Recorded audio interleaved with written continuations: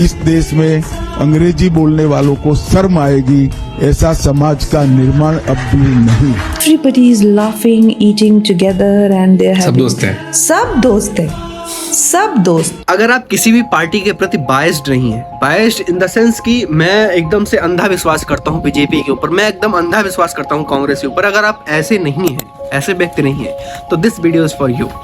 अगर कोई ये कह रहा है कि मुझे पॉलिटिक्स में बिल्कुल इंटरेस्ट नहीं है, तो एक बात जान लो कि तुम जो आज खा रहे हो या आने वाले 10 साल बाद क्या जो भी खाओगे, हर एक चीज पॉलिटिक्स डिसाइड करता है। तुम क्या पहनोगे आने वाले 10 साल बाद, वो भी पॉलिटिक्स डिसाइड करता है। तो इस बात को समझो। तो पहली बात ये जान लो कि अगर तुम कभी एक ऐसी डिबेट में पड़े जहां पर तुम बीजेपी सपोर्टर तुम्हें लोग अंधभक्त कह रहे हैं या फिर कांग्रेस सपोर्टर तुम्हें चमचे कह रहे हैं, तुम एक दूसरे को लड़ रहे हो, तो इन सब में डिबेट पढ़ने से पहले एक बात पहले ये जान लेना कि 93% पॉलिटिशियन सारे के सारे मिलियनियर हैं और ये इनके डिस्क्लोज्ड इनकम एंड प्रॉपर्टी है। अनडिस्क्लोज्ड इनकम और प्रॉपर्टी की तो बात मत करना, कितनी होगी सोच भी नहीं सकते।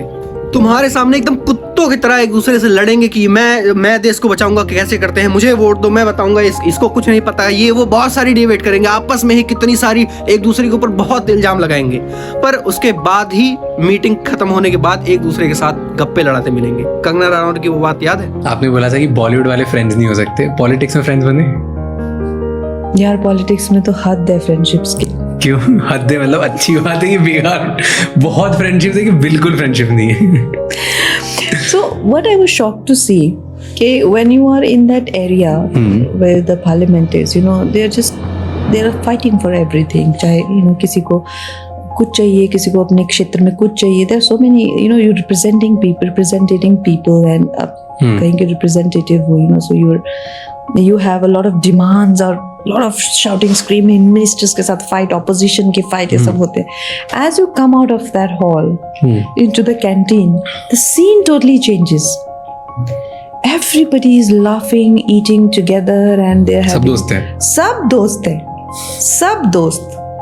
कोई ऑपोजिशन नहीं है कुछ। ये जो देशभक्ति का ढोंग दिखाते हैं कि इंग्लिश नहीं बोलनी चाहिए, इंग्लिश बोलने पे शर्म आनी चाहिए, इस देश में अंग्रेजी बोलने वालों को शर्म आएगी, ऐसा समाज का निर्माण अब भी नहीं। जब देश का एजुकेशन सिस्टम इतना ही अच्छा है तो सारे मंत्रियों के बच्चे विदेश में क्यों पढ़ रहे हैं? इनको तो शर्म आनी चाहिए ना, वहाँ पढ़ रहे हैं लोग। बट द डार्क रियलिटी यही है कि ये लोग चाहते हैं कि तुम गंवार रहो, तुम गंवार रहोगे तो सवाल नहीं करोगे, क्योंकि सत्ता की सियासतों को सवाल करना पसंद नहीं। टैक्स तो हम फर्स्ट क्लास ऐसी कंट्री जितना देते हैं और बेसिक नीड्स भी नहीं मिलती हमें।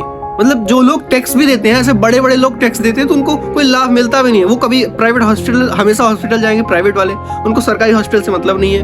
मतलब जो क्या सिस्टम बना रखे हैं लोग। बस ये समझो कि पॉलिटिशियन एक शतरंज है और शतरंज के जो आगे खड़े सिपाही होते हैं ना, वो हम सब हैं। जब मन करे तब चलो मरने के लिए आगे हो जाओ, तो वो चीज मत बनिए, सिपाही मत बनिए।